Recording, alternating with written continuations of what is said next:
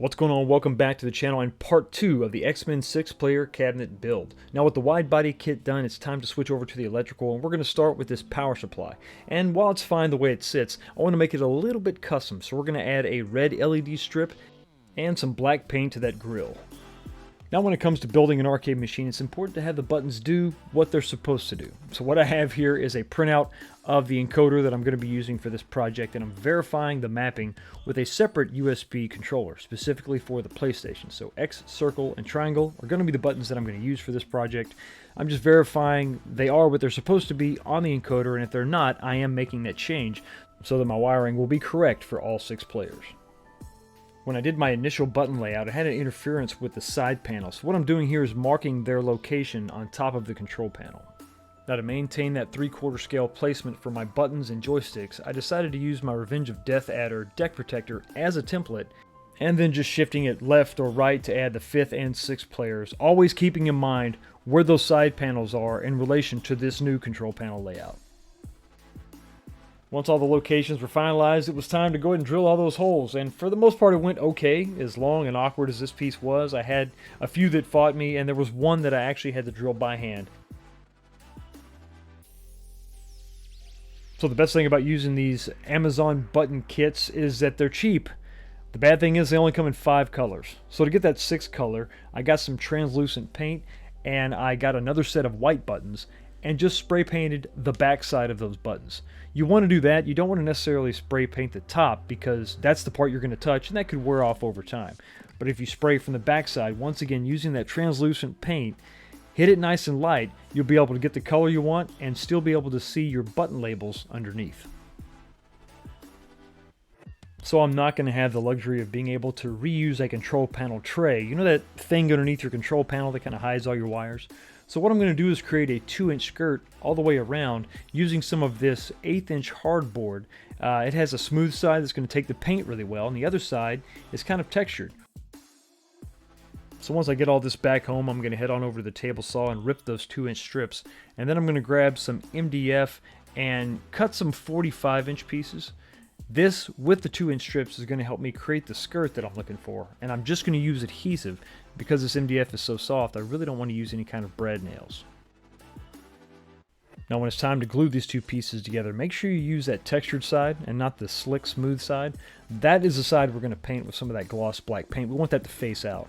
So lay a thick, heavy bead of just regular Titebond glue here, and then place these MDF strips on top. Wipe off some of that excess, and then just place some heavy objects on top and let all this sort of cure overnight, and then tomorrow we can start cutting these to length.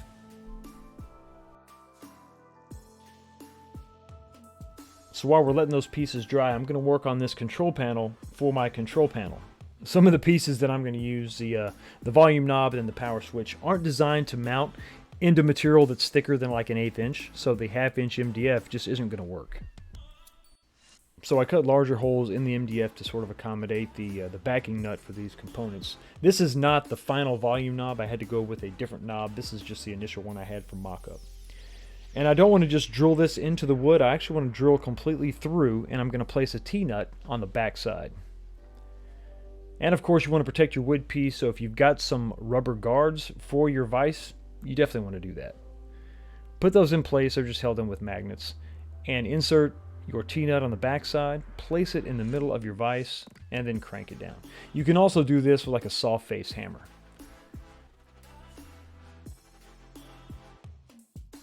Alright, let's go ahead and check the fitment of this one more time, making sure that everything's going to line up correctly, and then I went with these fasteners to kind of give it an industrial look. I'm going to use liquid nails instead of just wood glue. I needed something a little bit more aggressive to kind of hold these skirts in place. So let's go ahead and start with marking out where I want to place these. I'm going to go about a 1/2 inch in to sort of mimic that Arcade1up look.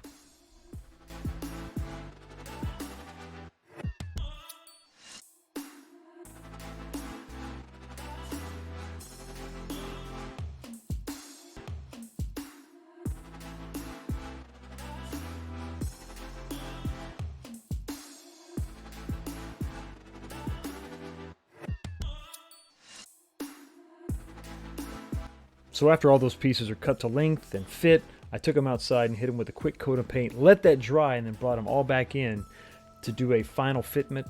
And then once we clean up all this glue, we're going to hit it again with a light coat of black just to make sure we have everything covered.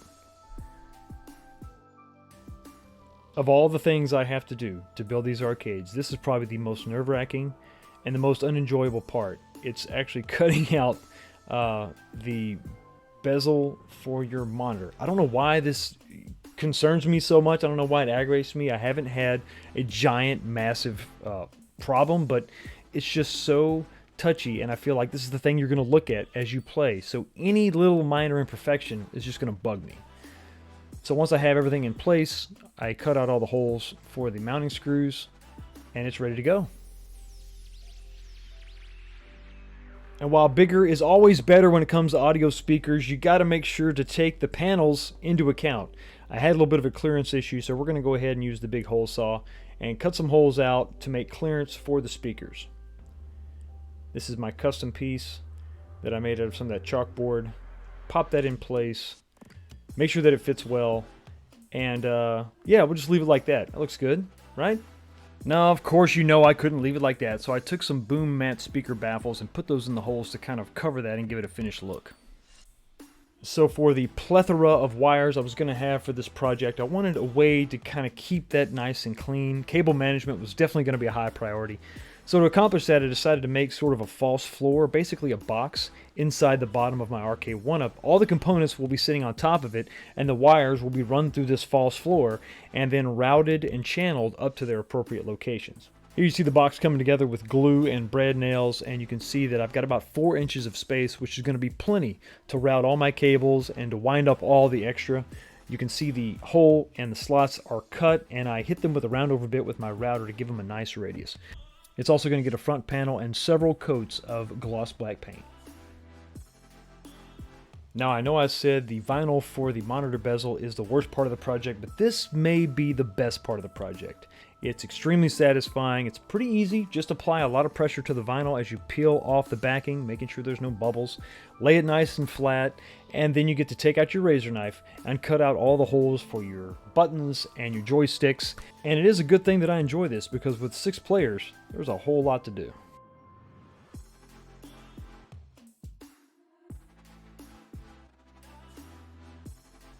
You know, few things signal the end of an arcade build-up like putting the buttons in for the last time. And with the artwork down and with all the different color buttons going in, it's really, really exciting. And the one piece I was waiting on forever was the side art. I had to go to a couple different vendors, finally got somebody to deliver it to me within a reasonable amount of time. And I gotta say, I'm pleasantly surprised. It turned out great. Of course, the one downside of this is I had to install it in place because everything was assembled and I really couldn't just throw it on its side, which it worked out okay. Just start at the top, work your way down, and of course I did have to do a lot of trimming, but luckily the vinyl was probably plus ½ inch all the way around, so I had plenty of wiggle room, and if I made a slight mistake, it wasn't really the end of the world.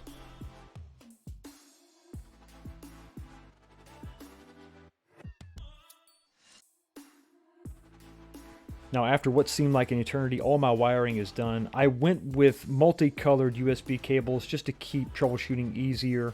Everything is matched color to color with the exception of orange being matched up with yellow. This is all the 12-volt wiring and audio cables. And that is my audio amplifier that I mounted close to the speakers so that I could reduce the amount of interference I might get from the rest of the system.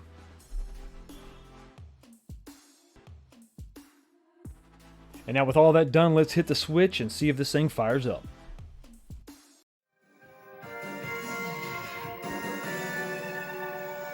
Xmen. Yes, it works, and it's not on fire. And for those of you who aren't familiar with the PlayStation 3 port of this 6-player game, let's check it out.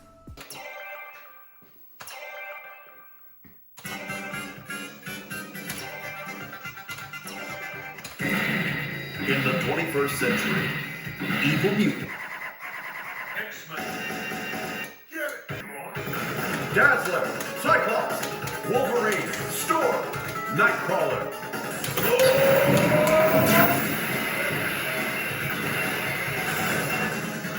Now, if you wanted to pull that off back in the day, that would have cost you $1.50. Now, if you're concerned about the image being stretched, you can go into the options screen and get this back to its proper aspect ratio. It's going to give you a little bit of a border on top and bottom, but that will make those characters look exactly how they should.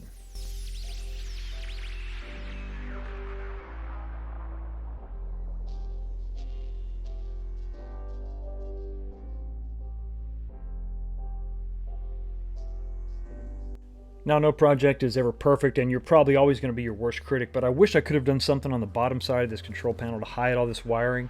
I have tucked it up as best I can using some of these fasteners, but if you look at it dead on from the side, you can see a little bit of the wiring kind of hanging down. And I know I have to keep those open so I can do any kind of troubleshooting or repair, and I can go back with some wire ties, but I don't know, something I wish that maybe I would have gone a little bit longer with that skirt. And giving that power supply just a little bit of love makes a big difference, especially when you look inside the cabinet with all the lights off. And of course, I got to give a special thanks to Game On Graphics for helping me with all the custom printing, and then Arcade1up for the side panels. And of course, the legendary Angel over at Disability Upgrades for this custom one-off marquee. Man, I couldn't have done it without you. And all that stressing over the monitor bezel really paid off. The graphics look great, and if there is a flaw there and you can't see it, well, I'm not going to point it out to you. When it comes to the overall dimensions, you're looking at a total length on this control panel of right at 4 feet, and then the body, of course, is widened to a total width of 27 inches outside to outside. X-Men, welcome to die.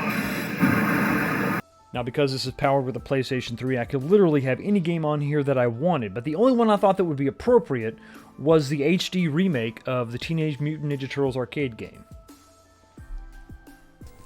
Okay, here it is, my 6-player X-Men cabinet. Let me know what you think about this, good or bad, in the comments section below. Really want to hear what you got to say. In the next video, we're going to put 6 people around this, and I'm going to find a new home for it because I don't think I have enough room for this big bad boy up on my common riser.